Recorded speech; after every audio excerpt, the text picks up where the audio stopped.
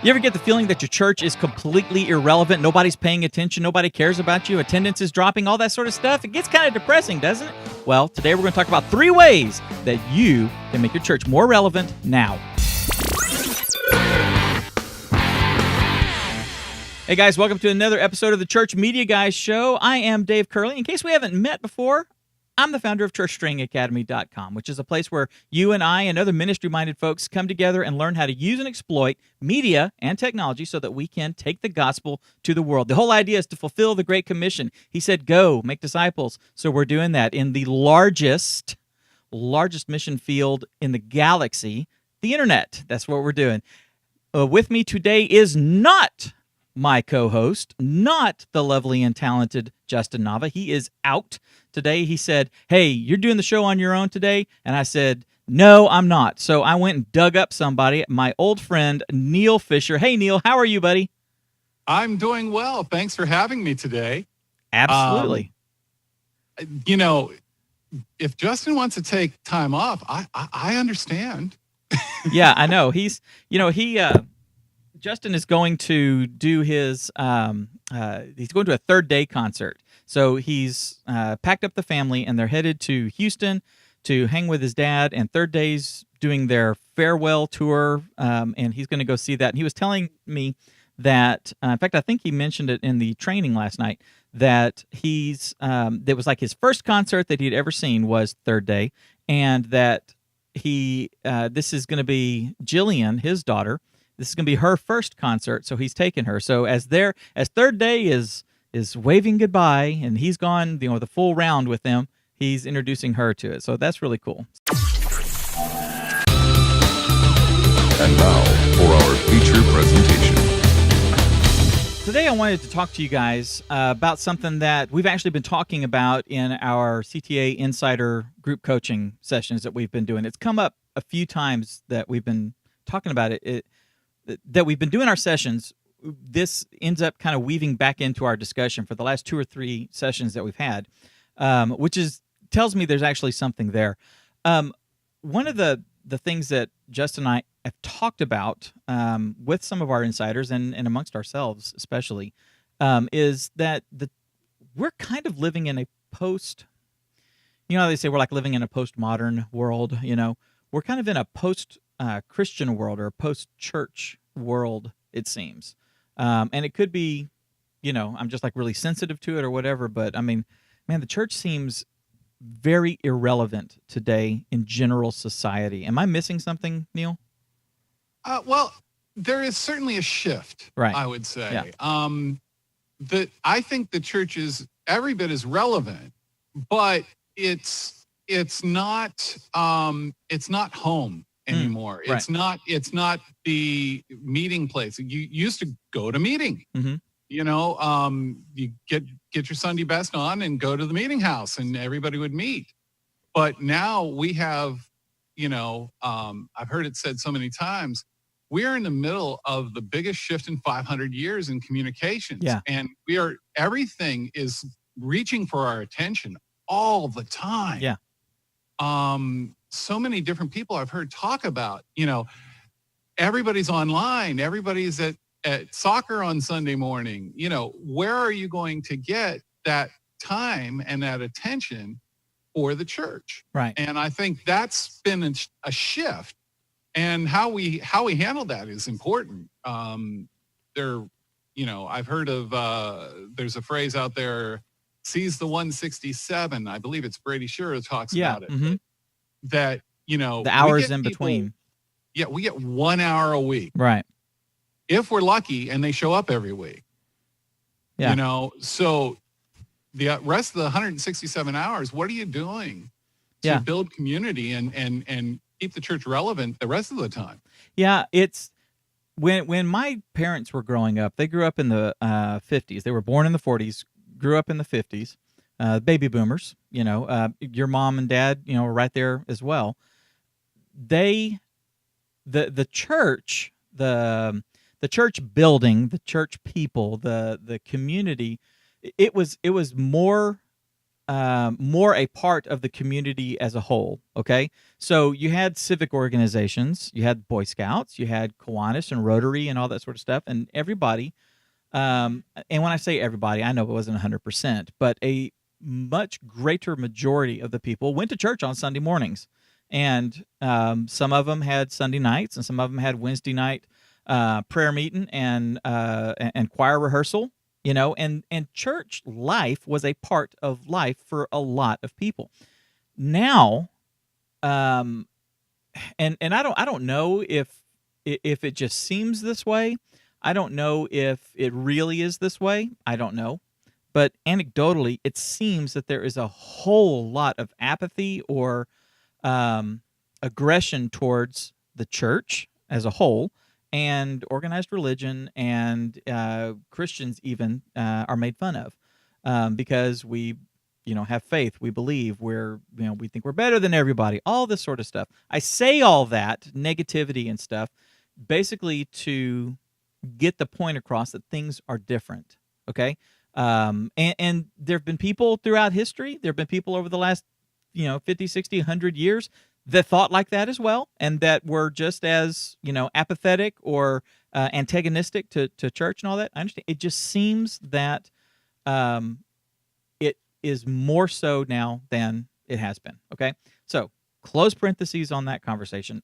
What I want to do today is I want to talk about a few ways that we can overcome that, and where the church can become, the church body, the people, and the organization can become more relevant in the community. And I think one of the things, and this isn't even actually on my list, but one of the things I think that a church can do is start looking outward more than looking inward. Does that make sense? Absolutely. I mean, there's a lot of examples of that too. But if you all think that everybody's coming to you, that's not how it works anymore. Right. I had somebody tell me the other day, well, we just put up a big church sign in front of our yard and we're on a big highway. Mm-hmm. Okay. Yeah. So you're counting on people getting that 2 seconds of driving by your church, right, to get the entire message of your church. Right. I mean, that doesn't work, not in today's society. It's not like you're just down the street from the church. Some of these churches are well off the beaten path. Yeah, they are. So how do you do that? That church sign isn't going to reach a mile and a half away. And that big old church sign or the new sign or the billboard or something like that has the presumption that someone out there on the road is going to see it and go, that's the place I want to go to. And my contention is that there is less and less and less people with that mentality that are looking, going, oh, hey, we've been looking for a church. You know what, Martha? Let's go visit that place. I don't think that's the norm anymore. It's not a part of the normal ebb and flow of someone's life. The average person walking out on the street anymore. I live in a nice, quiet neighborhood full of absolutely great people. We're the ones that pull out of the driveway on Sunday morning at between 9 and 10 o'clock and head to church. The others are all still sitting there in the driveway, mowing their lawns, doing other stuff like that. So just looking in my neighborhood in a nice town in North Texas, the conservative Texas, Bible Belt, all that sort of stuff. We're the ones in the neighborhood that leave on Sunday morning and come back, after lunch. So it can it can be discouraging, I think. I can see where that is. Mm-hmm. I'm in a more of a mainline denomination, Mm-hmm. the Evangelical Lutheran Church in America. Mm-hmm. And we have certainly seen a shift as well. I mean, you don't have that everybody showing up every Sunday. But we are certainly going through a shift like everybody else, that Sunday morning attendance is declining some. And what I have found is a lot of people are saying, well, how is the church relevant in my community? How is the church, what are we doing? Right. A lot of times with offerings, where is my money going? Right. What's it doing? Is it keeping a building up, or is it doing, is it directly contributing to helping someone somehow? Right. And it's a shift. Yeah, it's a more people are aware of that. And they want their money to be going to those that are contributing want their money. They want to know that it's going to the right place, right, as it were. Today I want us to talk about 3 out of the box ideas that I had never really thought of. And it's so funny because I think of these ideas, believe it or not, when I'm dealing with my corporate or business, local business customers, out in the world customers. I think this way. When it came to the church, I didn't think this way until we started having this discussion in one of our mastermind groups about a month ago. By the way, if you guys don't know, when you join Church Training Academy, one of the things that we do is we have a private mastermind group coaching, basically. And any of our members can join when we do this. We do it like currently the schedule is every other Thursday night from 8 to 10 Central Time. We all get on a group call. We use Zoom. If you guys know what Zoom is, go to churchtrainingacademy.com. I think it's /Zoom, and you can see what Zoom is. It's a really cool video conferencing platform. And so basically, Justin and I tell everybody, hey, we're going to be starting at 8, and give the link, just like Neil and I are using Zoom here. That's how he comes in. That's how Justin comes in. It's video conferencing software. Anyway, close parentheses on that. But these folks that are our members join in, and we do this nice conversation for about 2 hours, and everybody brings whatever questions they have, things that they're going through, troubles, roadblocks that they've hit, or successes that they've had. Hey, guys, we talked about this last week. I figured out how to solve the problem. Here's how I solved it. We go through that, and everybody kind of helps tackle everybody else's thing. So Neil had a question, I had a question actually about TriCaster. I use TriCasters at our church, and I've got TriCasters here, and I've been using them, for 10 years. And I had a question about doing something, and Neil's the guy in there that uses a TriCaster on a daily basis, and he's like, hey, here's how you do it. So here I am, quote unquote, the expert, as it were, the guy who owns the company and is teaching, doing all the training and doing all this kind of stuff. And Neil is the guy that answered my question. That's what we do in our mastermind group. So one of the things we were talking about in there was I had seen Neil.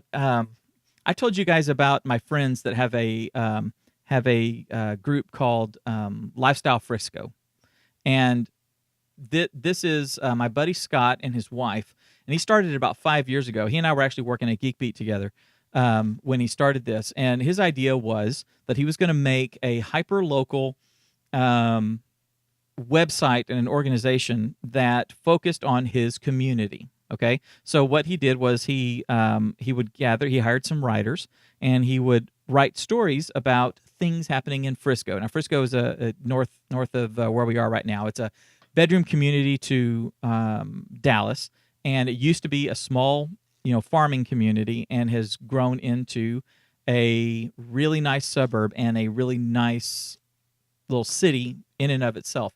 They've got great music, great food. They've got the Dallas Cowboys have their facility up there. I mean, it's just a really cool place. So one of the things that Scott did was he started interviewing people in town and talking about their businesses. What do you do?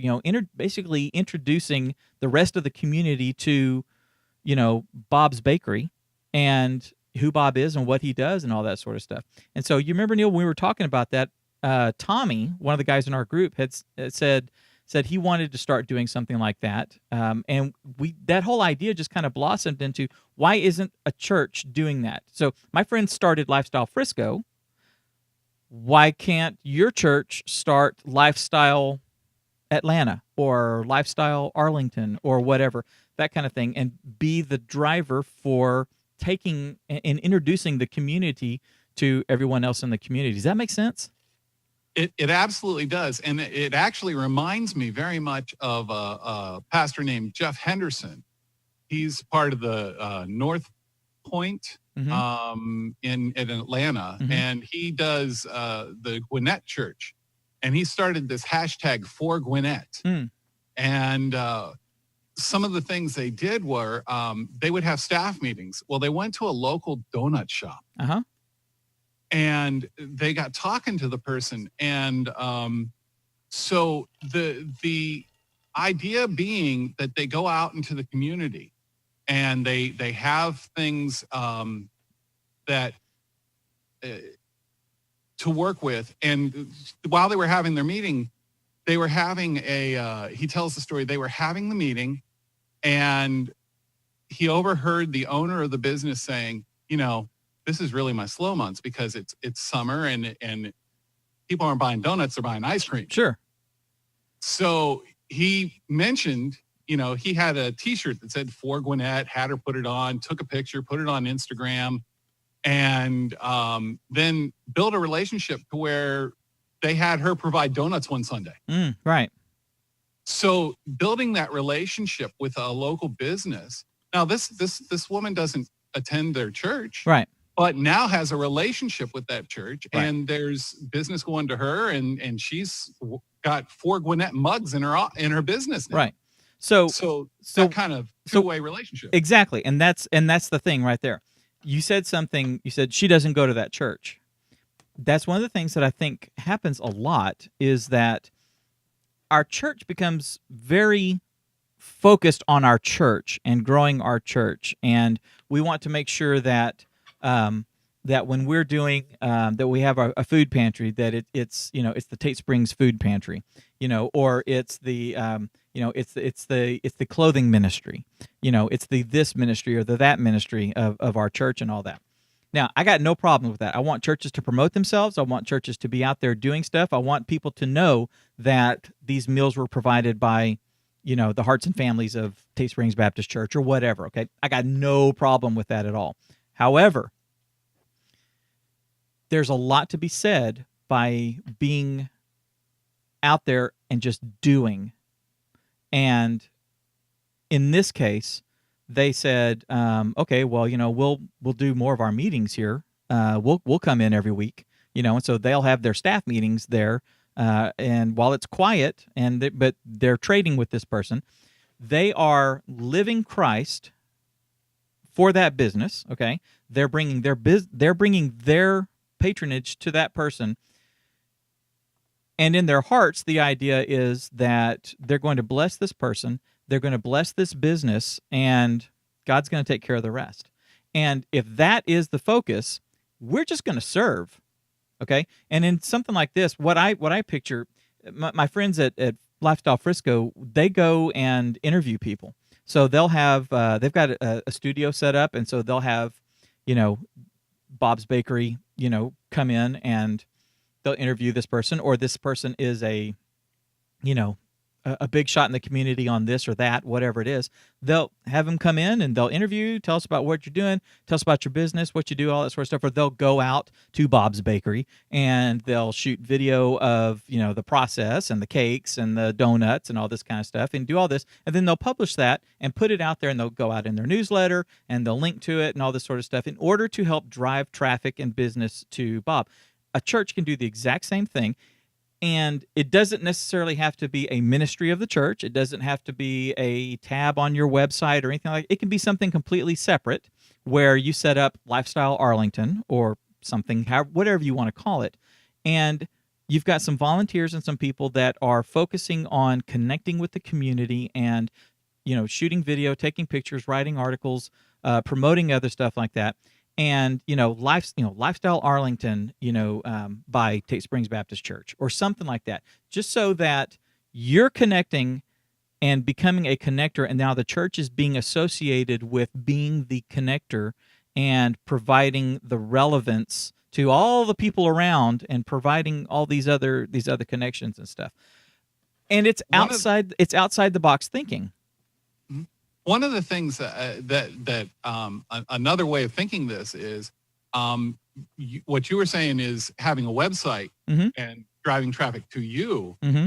But the flip side of that is getting a good hashtag. Oh, sure. And being on social where the people are. Yes. Rather than necessarily, you can always have the link on your social account. Yes. Here's a picture of the donut shop. One of the things they did with the donut shop. Yes. And it's on Instagram. They used hashtag for Gwinnett. That way it's people are seeing it. People are seeing that the donuts are there. Happy Donut Day. And they hashtag that. So people are then seeing your hashtag and the National Donut Day hashtag and things like that. And it really makes a difference in being where the people are and where the attention is being paid already. Right. And that's one of the things, Dawn, one of our members, my aunt actually just mentioned in the chat room here that, two things. She said the church. She says it's interesting that we talked about how a major shift happening after 500 years. And she said historically, church is shifting in 500-year cycles, right? So guys, this is here to stay. If it's just history is a teacher, this is here to stay. We've made this shift. We are making this shift. So you got to start thinking like this. And she also said you have to take church to the people. Don't expect the people to come to church. And I've said it like 1,000 times in our training and everything. If you're going to stand out on the front steps of the church, waving your Bible, saying, "Sinners, come in here. Sinners, get saved. Come into our church, all ye sinners," and all this sort of stuff. Someone's going to throw a tomato at you, if they still do that.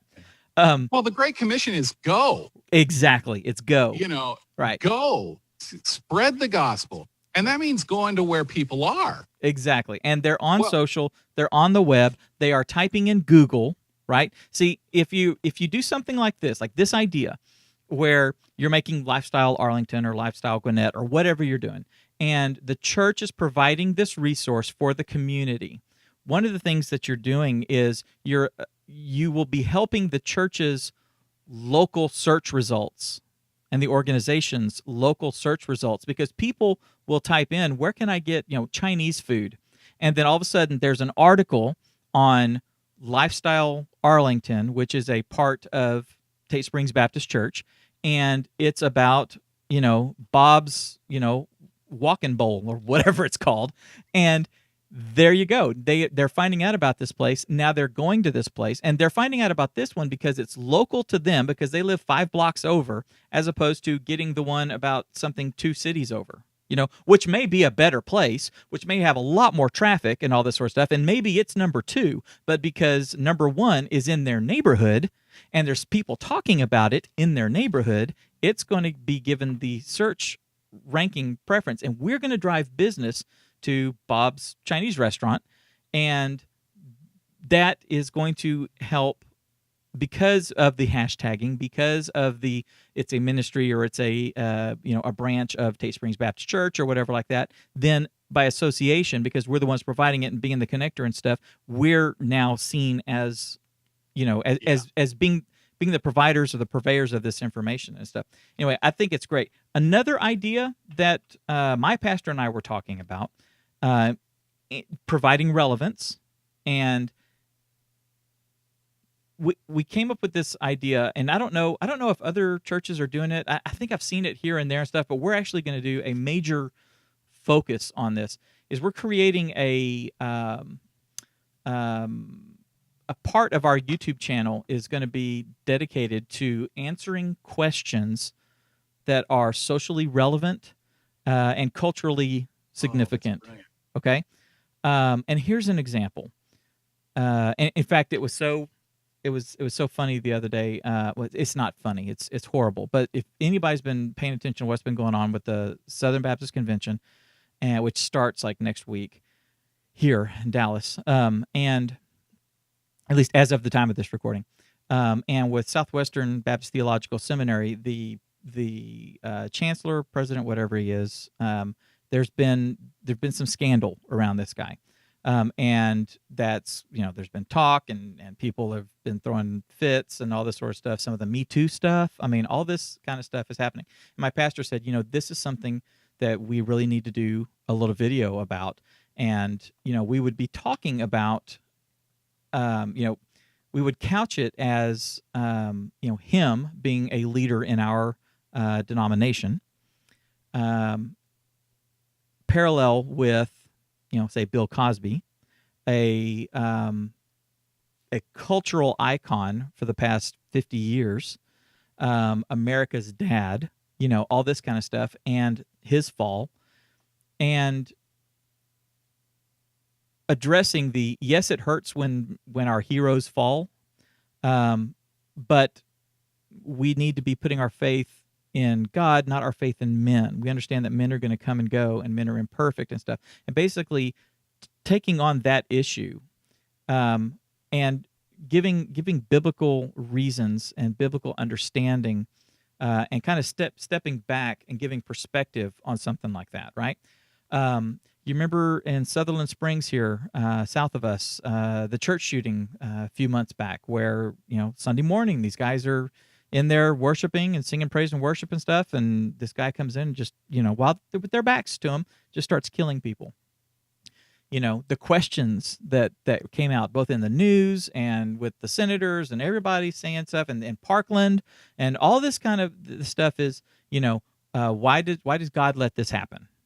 Okay, these kind of questions. When we started talking about gay marriage and having that whole discussion and stuff, so many people were saying, we can't have gay marriage, because of this or because of that, and other people were saying, well, I don't want to be a Christian if God hates gays, and God's supposed to be a God of love, so why does God hate gays, and why does God, just all this stuff, whether it's from a point of ignorance, whether it's from a point of emotion or whatever, people are asking these questions.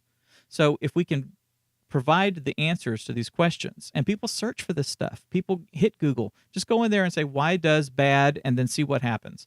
What does God? Your first results are going to be video, right? What does the Bible say about, and then see what pops up in the next suggestion. They're searching YouTube and they're searching Google for all this kind of stuff. So why can't we be the ones that are providing the answers? People are asking the questions. It's kind of like, do you guys have kids? Michelle and I don't know, okay. But we've been emergency foster parents. Okay. And so some other. Okay, so you've got kids in your life, aunts, uncle, nieces, nephews and stuff. We've got 2 daughters and stuff. Do I want my daughters to learn about sex from their friends at school? Do you want your nieces and nephews to learn about sex from kids at school, or from their mom and dad, or a close respected family member who's going to teach them what's appropriate? You want probably family first. Yes.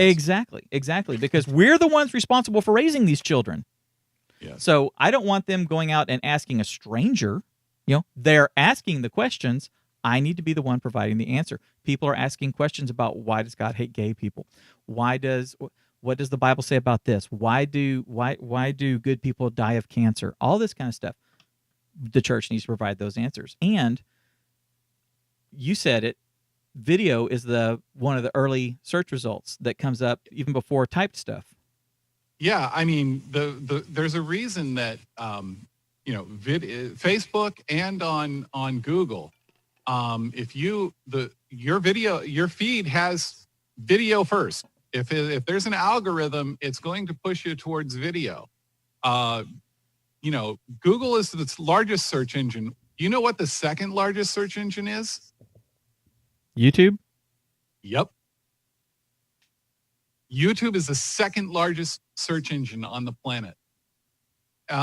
So many people are going in and saying, how do I find this? Or how to is like the number one search. And in most of the time, it ends up being how to, and the first few results are YouTube video, how to X, So the 2 biggest search engines in the world are geared towards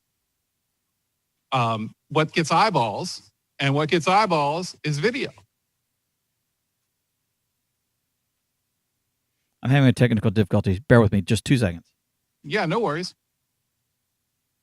There's a gentleman that does a lot of tech reviews. His name is Lon Seidman, and he's built his whole channel and business model, and he's now self-employed, based off of video reviews, how to do certain things, all of that.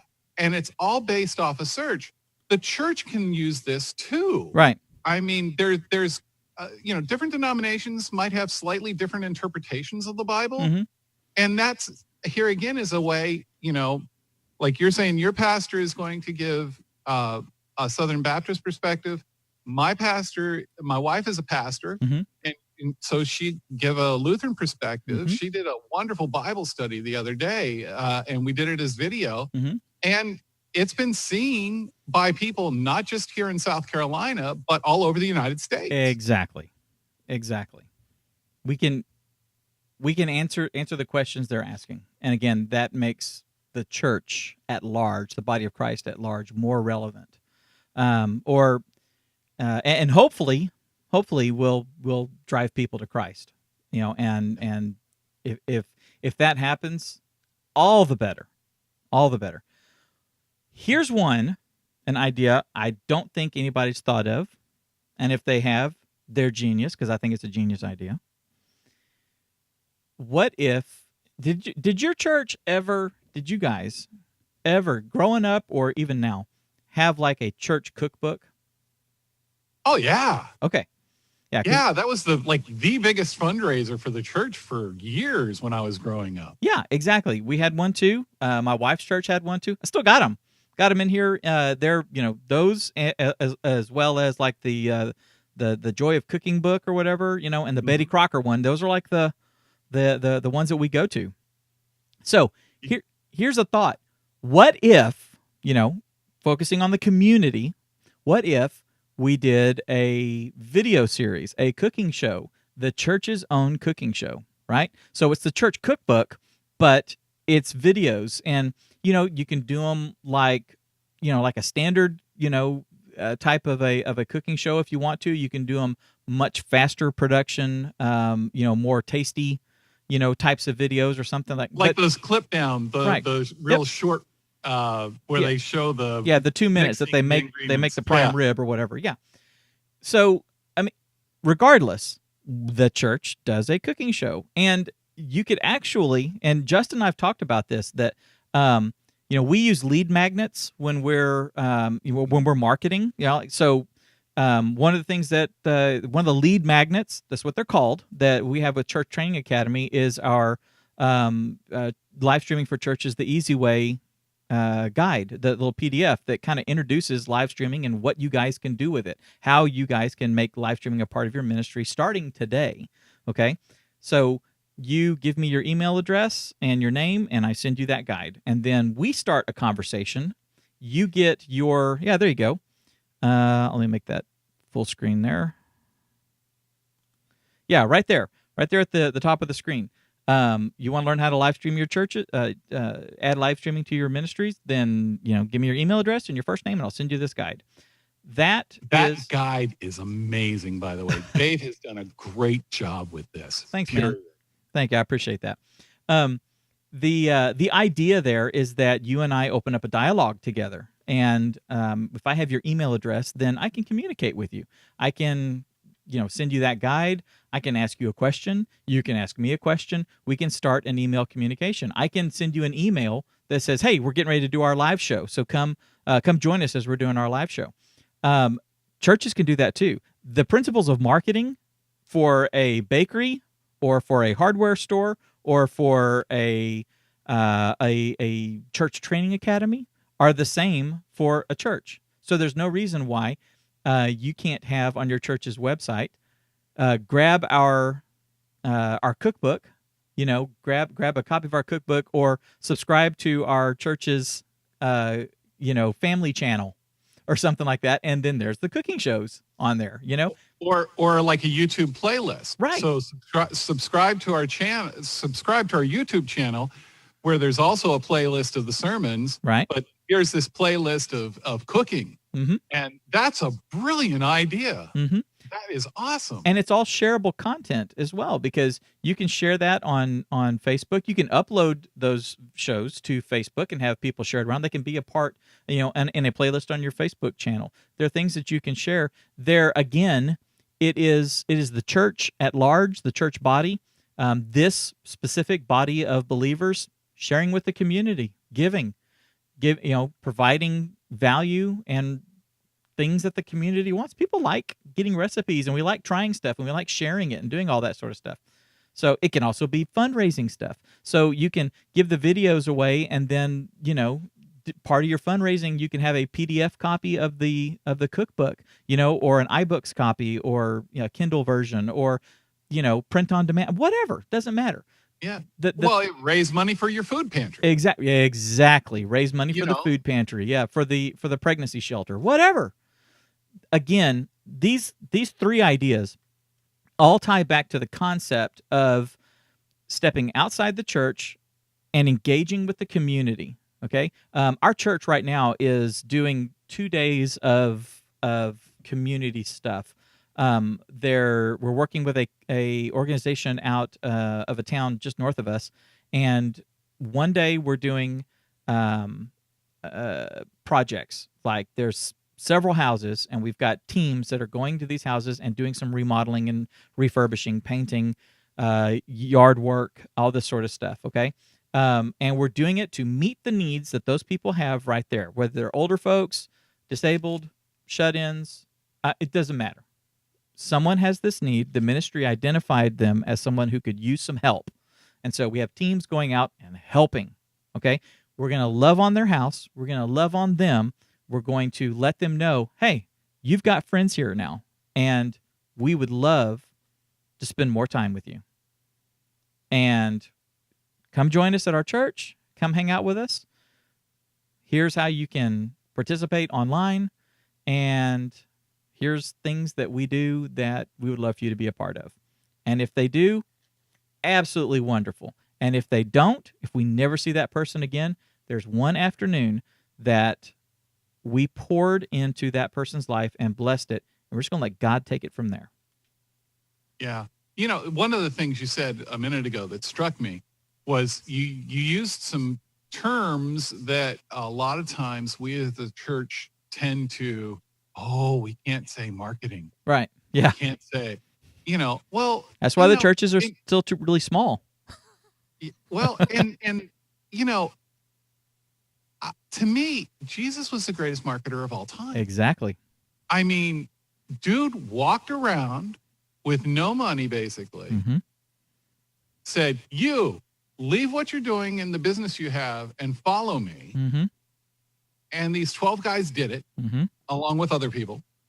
So maybe we don't use those words, but the principles still apply. Right. And if we don't apply these principles of sharing and spreading the gospel and spreading our help with other people, you can't expect them to come back and give back. You have to kind of give first and then not expect it back. Exactly. And if it comes back, it's a blessing. Exactly. Yeah, that's the thing. That's the thing. Does all this stuff take time? Sure it does. Yeah, and so does any other aspect of our ministry take time. There's ways to do stuff, like the stuff that we've been talking about. There's ways to do it more efficiently. There's ways to do it quicker. There's ways to, you can batch create. I was actually today, I was thinking about the idea about doing the cooking show. My wife and I used to have a cooking show. Back in, we started in 2007. We started, when video podcasting and YouTube and all this stuff was happening and stuff, we said, okay, we're going to make a cooking channel. And we started doing all that. And then it evolved, and we added another guy. And so I was shooting everything, and my wife and this other guy, a friend of ours, was doing all the cooking and all that sort of stuff. And I started thinking about that. There is no reason why our church couldn't do something like that. In fact, I've actually got 30 or 40 episodes that I can give to our church, that we can put out there that can do stuff like this. Does it take time? Yes. Can you batch it out? Can you do it, where you shoot 4 of them on one Saturday a month, and have, 3 different people in the church come and contribute, or you have 2 or 3 hosts, and then you have, Miss Jean's going to come in, and she's going to do her chicken fried steak. And so now it's the host and Miss Jean making her chicken fried steak. You do all that sort of stuff. Does it take time? Yes. Is it worth the effort? Absolutely. If you're meeting people in your community, if you are providing stuff for them, if it is a way to engage the community and let them know that there is a place for them, that they can come, a body of people that are just as cool and awesome as the 2 people they're looking at, then yeah. Another thing that comes to mind as you say that is that oftentimes people won't come in the church on Sunday.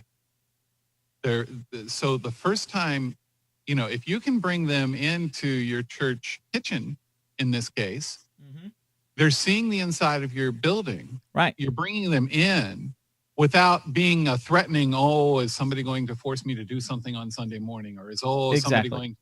It's another avenue. It's an avenue of relatability. Yeah. That's exactly right. I think this has been a good discussion. What do you think?